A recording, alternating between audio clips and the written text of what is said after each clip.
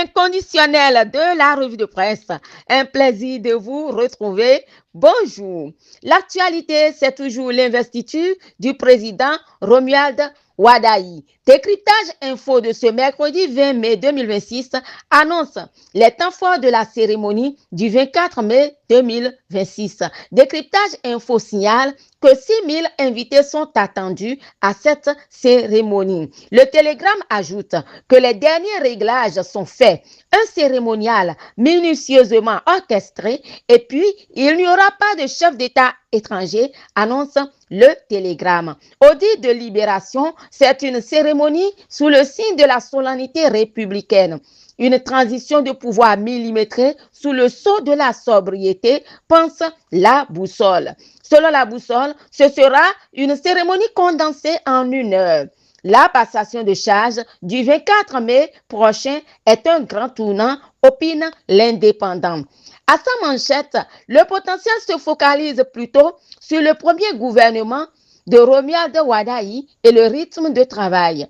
Au dit du journal, la date de prise de service des nouveaux ministres est déjà actée. L'équipe gouvernementale est aussi déjà bouclée. Mais les prétendants ont encore un dernier espoir sur le potentiel. À la manchette de Matin Libre va plus loin que la formation du gouvernement.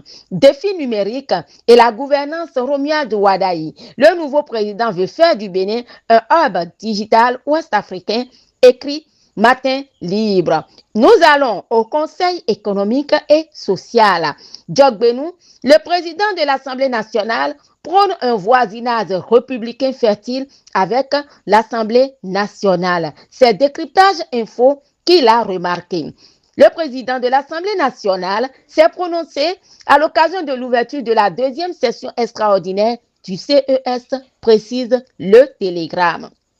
Le Parlement et le CES scellent une nouvelle dynamique, remarque le chronomètre.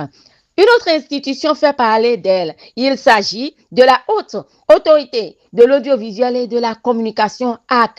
La HAC ouvre 68 nouvelles licences et relance la bataille. Et ceci pour le pluralisme des médias au Bénin, signale le matin. La HAC a en effet lancé un appel à candidature pour l'autorisation de nouveaux médias audiovisuels, détaille Dabarou.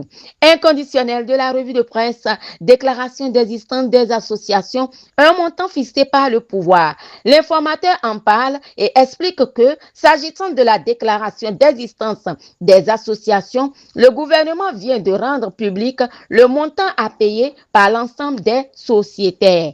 Amis du bout des ondes, un tour au port autonome de Cotonou avec Libération. Libération a suivi la saisine de plus de 90 kg de cocaïne qui ont été saisis par la police.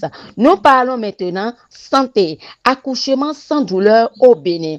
Le pays expérimente la péridurale gratuite dans 5 hôpitaux, souffle Matin Libre. Santé culture, un pas. Culture donc, le gouvernement dissout les agences de sauvegarde culturelle. L'information est à lire dans Libération. Libération rapporte aussi que les spectacles Egougou et Zangbeto ont été suspendus à commencer. Le maire de cette commune a procédé ainsi pour préserver la pluie, explique le Télégramme. Sport, ce sera avec le journal Visa Info.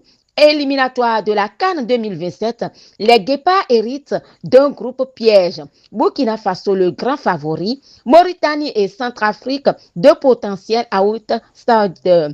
Jeannot convoque 25 joueurs pour la FIFA de juin 2026. Sur cette même information, le Télégramme détaille: le Bénin est logé dans le groupe F avec le Burkina Faso, la Mauritanie et la République centrafricaine. La boussole pense que les Guépards sont dans une poule à leur portée. Aujourd'hui, ce sera l'essentiel de l'information que de la fidèle Tamandao Agossa, l'œil féminin des médias. Je vous remercie d'avoir suivi. À demain.